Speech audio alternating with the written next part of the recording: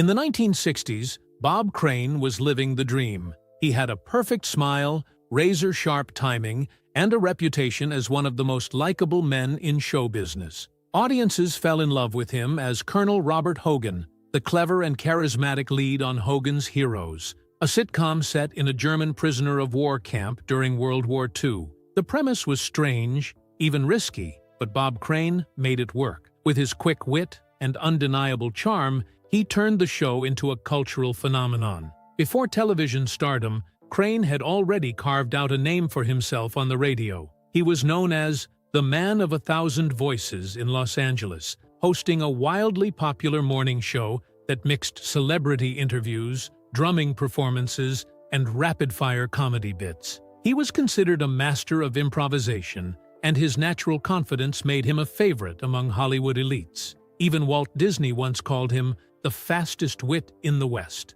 When Hogan's Heroes premiered in 1965, Bob Crane quickly became a household name. The show ran for 6 seasons and attracted millions of viewers. Crane was nominated for 2 Emmy Awards, and his face was everywhere, from billboards to lunchboxes. He had what many actors only dreamed of: money, recognition, and creative control. To the outside world, Bob Crane was riding high on a wave of unstoppable success. But beneath the polished surface, something darker was beginning to form. Those who worked closely with him noticed subtle changes. His relationships became more strained. His need for excitement started bleeding into risky behavior. And yet, none of it made headlines. At least, not yet. Because while Bob Crane was making people laugh on camera, off camera, he was descending into something far more disturbing. Something he thought he could keep hidden forever. But that would soon change. As Hogan's Heroes climbed the ratings, Bob Crane was building a second life, one that no one on set ever saw. To the public, he was the affable Colonel Hogan, cracking jokes and outsmarting the enemy with a grin. But when the cameras stopped rolling, Crane was chasing something very different. Behind closed doors, he had developed an obsession, one that would not just derail his career, but cast a permanent shadow over his legacy. It started subtly. While still hosting radio shows in Los Angeles, Crane developed a fascination with photography, but not just artistic stills or portraits. He became interested in filming his private encounters with women. Some were brief flings, others were relationships. Many of the women involved did not even know they were being recorded, and for Bob Crane, the camera was not just a prop. It became the centerpiece of his life off-camera. Then came John Henry Carpenter, a video equipment salesman and technician who worked with major television studios.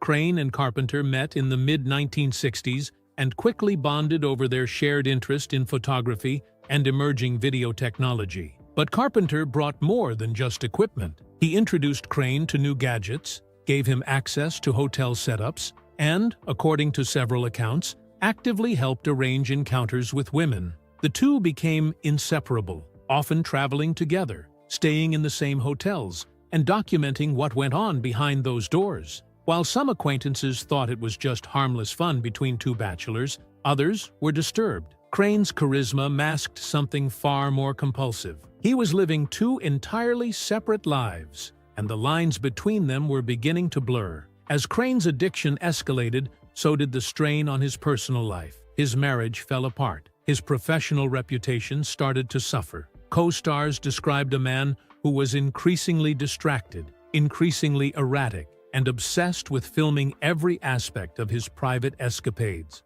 But Crane insisted it was all under control. Then, in 1978, just as he was trying to rebuild his life with stage work and a second marriage, Bob Crane was found bludgeoned in his apartment. The room showed no signs of forced entry. Nothing was stolen. And the only other person with regular access to that apartment was John Carpenter. But that was only the beginning. June 29, 1978. Scottsdale, Arizona. The brutal discovery came just after noon. When a theater colleague could not reach Bob Crane by phone, he went to check on him at the Winfield Place Apartments, where Crane had been staying during a stage run of Beginner's Luck. What he found inside Unit 132A would become one of the most baffling and disturbing crime scenes in Hollywood history. Bob Crane was lying motionless in bed.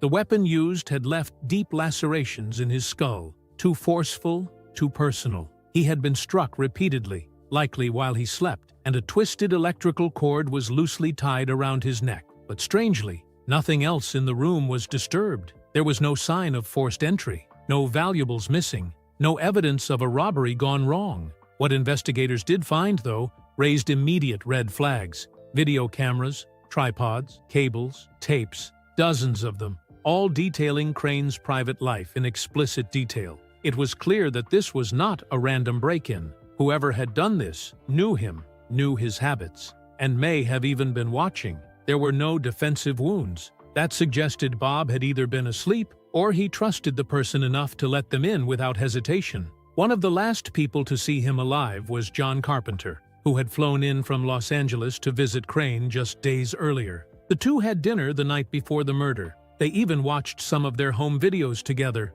According to Carpenter, everything seemed fine when he left, but the Scottsdale police were not so sure. They immediately saw Carpenter as a person of interest. He had access. He had motive, jealousy, resentment, maybe something deeper. And most damning of all, a witness claimed that Crane had tried to end the friendship just days before his death. Investigators brought Carpenter in for questioning, but without a weapon, without fingerprints, and without a clear timeline, the case stalled. The only tangible evidence linking Carpenter to the crime scene came from something almost invisible, small traces found in a rental car. And yet, that would not come into focus for nearly 2 decades. Because for years, the case went cold. The tapes were boxed up, the files were shelved. Became just another unsolved Hollywood tragedy. Until new technology and a second look at that car changed everything. John Henry Carpenter was not a stranger lurking in the shadows. He was a close friend of Bob Crane's, perhaps his closest. The two had spent years traveling together, filming together, living out a lifestyle that few in Crane's inner circle truly understood. But when the police began peeling back the layers of Carpenter's name kept coming up, and the more they looked, the more they found reasons to be suspicious. Carpenter worked for Sony, supplying emerging video technology to television stars. Through that role, he became the man who helped Bob Crane document everything. But their bond, once rooted in a shared obsession, had started to fracture. Crane was reportedly growing tired of the arrangement. He wanted to change, to settle down. He had recently remarried and was attempting to distance himself from the lifestyle that had consumed him for so long. Several friends later recalled that Crane had told Carpenter their friendship was over. That revelation took on a new weight once investigators reviewed Carpenter's trip to Scottsdale. He had flown in to spend time with Crane, stayed nearby, and was seen on multiple occasions in the days leading up. The night before Crane's death, they had dinner together. They returned to Crane's apartment. They watched tapes. Then, according to Carpenter, he went back to his own motel. But there were problems with his story. First, a hotel employee remembered seeing Carpenter return late, much later than he claimed. Then, there was the rental car. The police found a smear on the passenger door. Inside the car, they discovered tissue fragments, small but potentially crucial, and Carpenter could not explain how they got there. Still, in 1978, forensic tools were limited. There was no way to match the biological material definitively to Bob Crane. And despite mounting suspicions, no charges were filed. The evidence was circumstantial. No murder weapon had been found, no fingerprints tied Carpenter to the scene. So, he walked free. But he did not walk away from the spotlight. Carpenter gave interviews, denied everything, and claimed the whole situation was being twisted by sensationalists. In the court of public opinion, though, he was already guilty. His name would forever be linked to Crane's death. What investigators did not know at the time was that science would soon catch up, and when it did, the case would explode back into the headlines. By the early 1990s, Bob Crane's murder had become a ghost story in Hollywood circles, a chilling, unresolved case that left more questions than answers. But in Scottsdale, the police never let it go. They knew something had been missed. And with advancements in forensic science finally catching up, they saw an opportunity to revisit the evidence that had haunted them for years. At the center of their renewed investigation was one item: the rental car John Carpenter had used during his stay in Arizona. Back in 1978, detectives had collected biological material from inside the vehicle, small amounts of tissue, and a faint smear of blood. At the time, there was no way to determine where it came from. But now,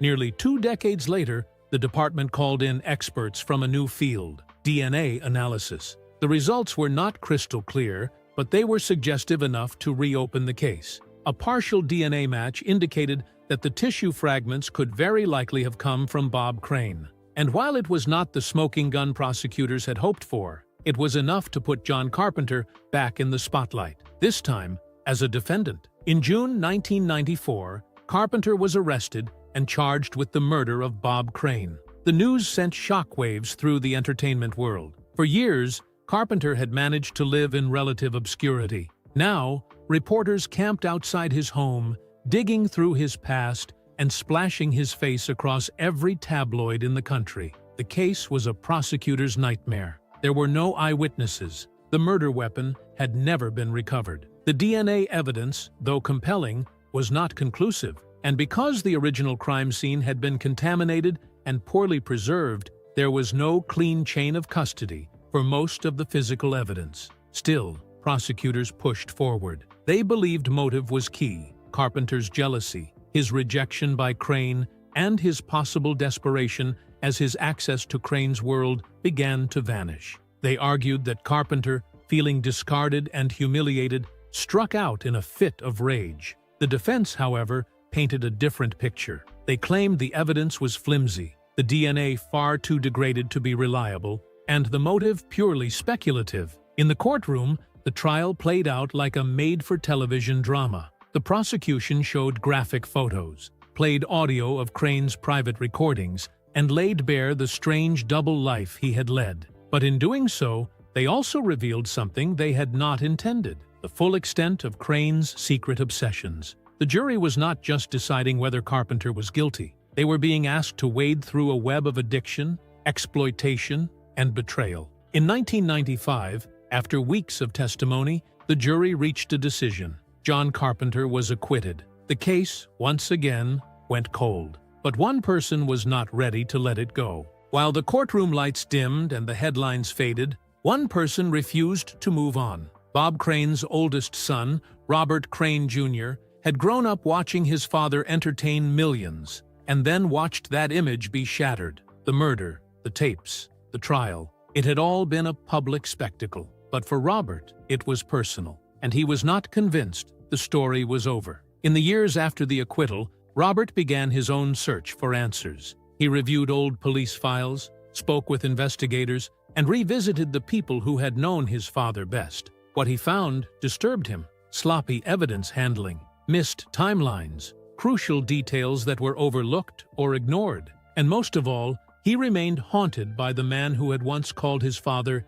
his best friend, John Carpenter. To Robert, Carpenter was more than just a suspect. He was the last link in a chain of secrecy and manipulation that had taken everything from their family. In interviews, Robert was blunt. He believed Carpenter was guilty, no matter what the jury had said, and he believed the justice system had failed. But Robert's mission was not just about blame. It was about reclaiming the story of who Bob Crane really was. In 2015, he published a memoir, Crane, Sex, Celebrity, and My Father's Unsolved Murder, in which he told the story not just of the crime, but of the man behind the smile. A complex man, a flawed man, someone who, beneath the charm and humor, was fighting demons few ever saw. Robert spoke candidly about his father's addictions, his compulsions, and the way fame had created an illusion that slowly unraveled. He did not sugarcoat it, but he did offer something